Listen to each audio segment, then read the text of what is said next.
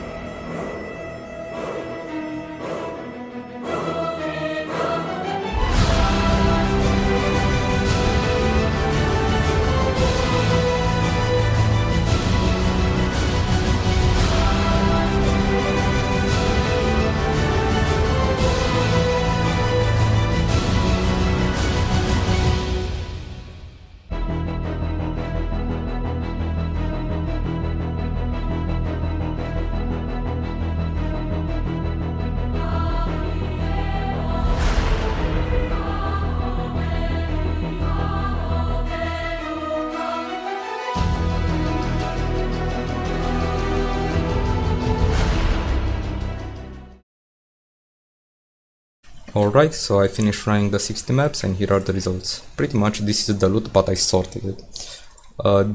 Here you have like the Blighted map, we have 123 in total, and here you have like the Forbidden Tomes. We cannot use PoE stack to calculate that. Some of the rare items that you are not very likely to drop in like just 60 maps.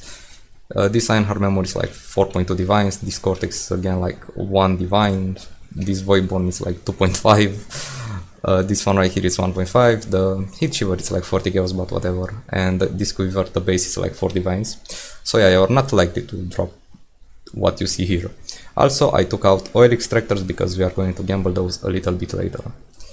Now, I want to share with you guys a picture. This picture right here, this was the first snapshot that I took, and as you can see, it was somewhere around 30 divines. This was not, this haven't included like the synthesis bases, but still 30 divines right here, pretty much. But I don't think this is like fair, because you know, I got a bunch of lucky drops and you cannot expect those. So pretty much I sorted them a little bit and my session expired, let me...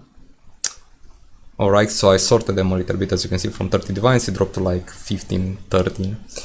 Now, why is that so? Because firstly, we exclude all the small scarabs and such, because we put a minimum total value to be at 5, so that gets rid of like a bunch of small currencies, you know. If I see, it gets like... Those scarabs eventually will add up and you can sell them in bulk for something, but for the sake of the test, we will just do that so it's easier to calculate. Now also, I took out some oil extractors, because we are going to use them for our own, because I think that's the best way that you can do, and you will see why in a second. And I took out the Blighted maps and the Forbidden Tomes and I calculated them on my own. So 120 tier 13 to 16 Blighted maps, around 6 divines, and 6 Forbidden Tomes sell for around 1 divine. And if we do like a quick, if we calculate them, right, we get like 20 divines worth of value. And keep in mind, if we like sell all the extractors, that will add another like 2 divines, so like 22 divines worth of value. And let's say we do 22 minus the cost, like 4 divines, we are at 18 divines. And how much is that per hour? Well, I would say that on average it takes me like 3 minutes and 30 seconds to run the map, sometimes less, sometimes more, sometimes you get acceleration shrine, sometimes you don't read the layout properly, you find the Cassia very late, so I would say like 3 minutes and a half to 4 minutes is like a good time to run those. That's what it took me. So if we were to split like 18 and divide it, 18 and divided by 3.5, that will net you like around 5 divines per hour. That's pretty good. Actually, it's going to be even more, and you will see why in a second. So let's say it takes you like 4 minutes per map, that will still give you like 4.5 divine orbs an hour. And keep in mind, Carcass is not really a good layout. If you get like Toxic Sewers next league or Waste Pool, that's going to be even better. But now let's do a short gamble. This is also how you price check the rings, by the way. Let's say you drop like a few in your map, you just pick them in your inventory, use Awaken PoE trade, you do, boom, you saw it, it's golden or silver, you keep it, and it's really fast, it takes like no time at all, so that's why I place them over here, so we can like quote unquote gamble, but it's like so profitable, I will not call it a gamble. Also for annoyance, you want to use the Chilling Freeze Tower, you see this one right here, it's pretty good. 1 silver, 1 opalescent, quite cheap. And the Meteor Tower create Burning Ground for 3 seconds on hit. I don't know why it doesn't show me. Oh right, it's just 1 violet and indigo, I think. Yeah, pretty cheap, and those are useful and they help you a lot. Now let's just gamble the oils and see, it's like already 1 golden. 2 golden, done.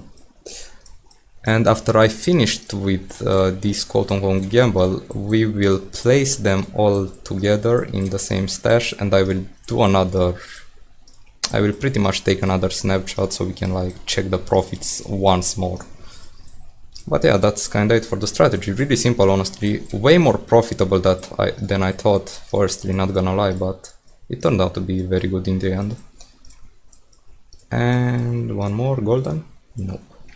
So I will just take all of them, do another quick snapshot, and I'll get back to you. Alright, so I took another snapshot, here are the results. We gained like 4 divines worth of value, and let's calculate once more the divines per hour, so nobody has like any questions on how profitable this Blight is. So we are going to take like 17 plus 7, 24, and we take 4 out of that, and we get 20, and again we are going to divide it by 3.5. So if it takes you like 3 minutes and a half per map, you're going to earn around 6 divines per hour. But if it takes you around 4 minutes per map, you're going to get 5 divine orbs per hour. And keep in mind, this is not the best layout of the carcass, is really not the best layout for running Blight. Toxic sewers or waste pool, I think you can net around 6 divine orbs per hour with those if we get the next league. But yeah guys, if you have like any questions, let me know down below. And now I want to like say some things that I would change about my farming strategy if you want to make it even more profitable. Well, firstly, we drop subtile manipulations. This node is really not worth it. I would much rather go for packed with energy and mining products, as I said in the beginning of the video.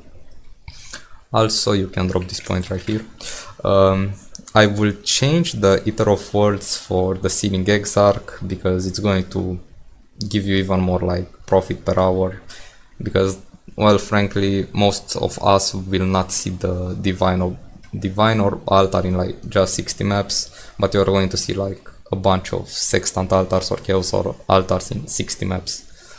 So yeah, that's what kinda it will change, nothing much really, but you can again drop some points and pick some other mechanics.